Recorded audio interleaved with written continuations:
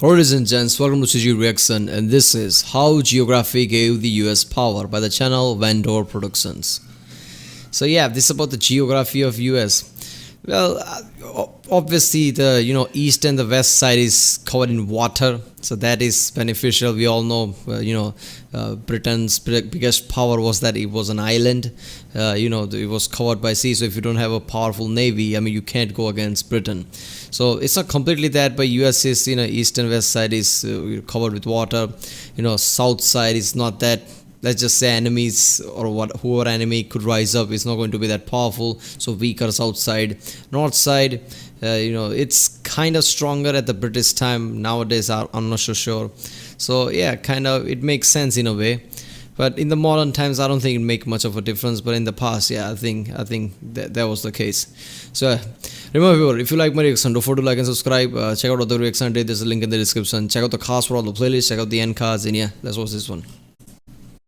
This video was made possible by Squarespace. Build your professional web presence for 10% off by going to squarespace.com/Wendover.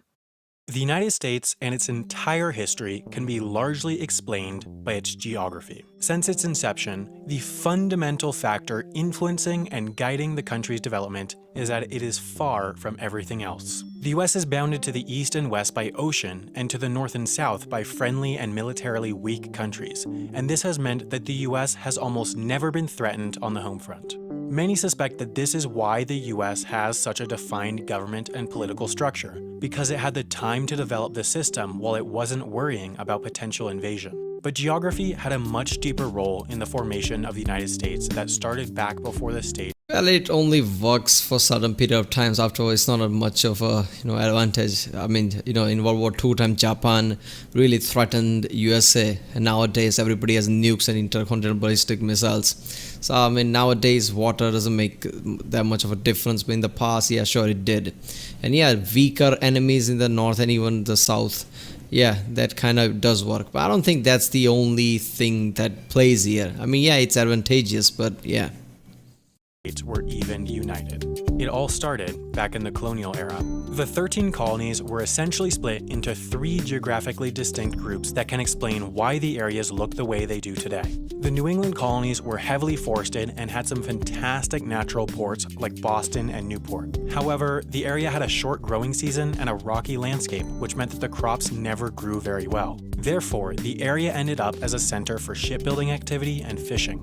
To get their food, they would trade with the breadbasket of America, the middle colonies. This mid-Atlantic region was fantastic for farming. The area has a long, warm growing season and plentiful, arable soil. It also has navigable rivers stretching far inland that could help transport goods.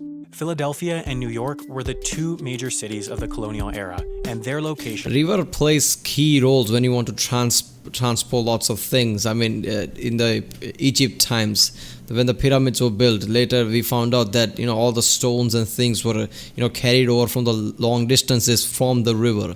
So river does help a lot if you want to transport things. Reflect their roles.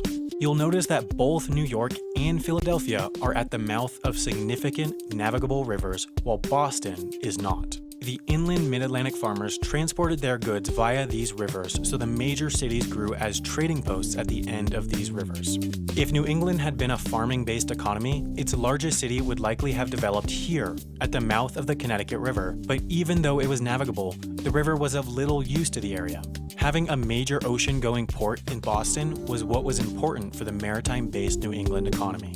Further south were the southern colonies, home to some of the oldest colonial settlements. Now, there's this one line that you can put on a map to explain why southern cities are where they are.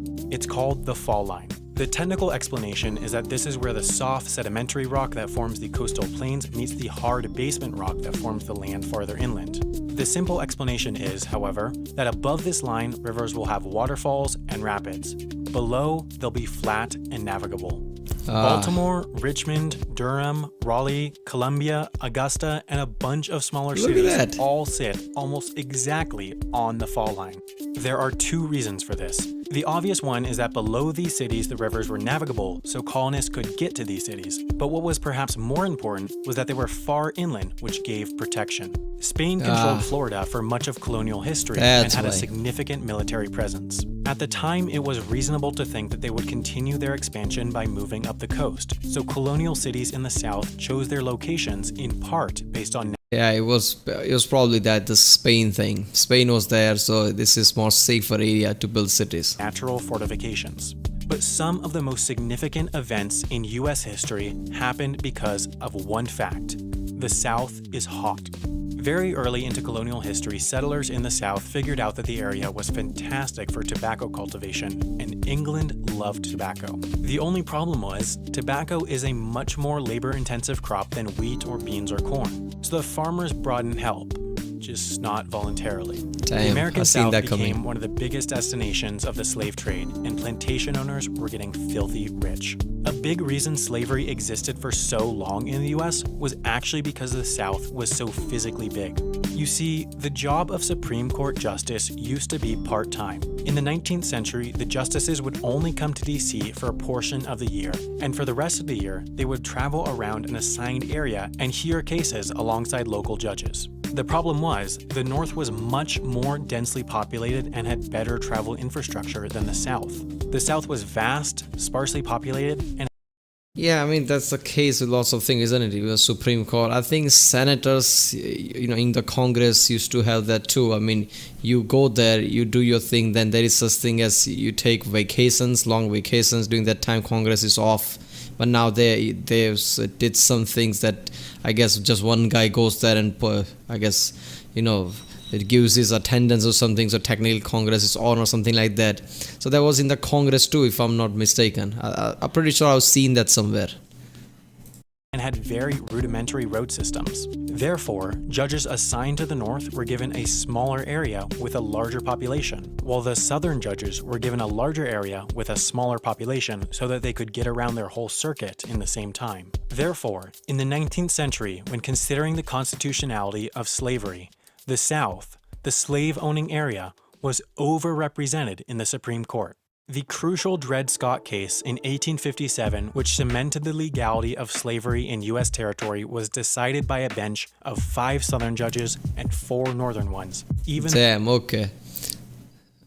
Though only 8 million of the country's 27 million free inhabitants.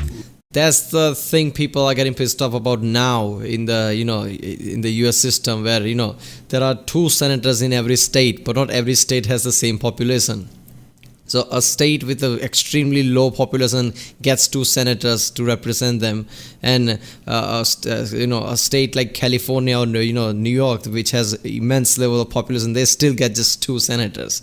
So people are kind of getting angry about that too. Like extremely small population controls Senate. Lived in southern states.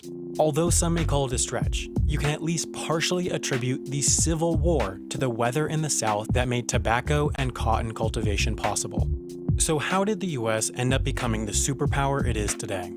After the colonial era, the United States had to push out west to gain the strategic advantage of isolation. In 1800, what is now the US was essentially divided into 3 sections ruled by 3 countries: the United States, France, and Spain. In the colonial era, nobody really ventured west of the Appalachians. There was no real reason to, and it was the unknown.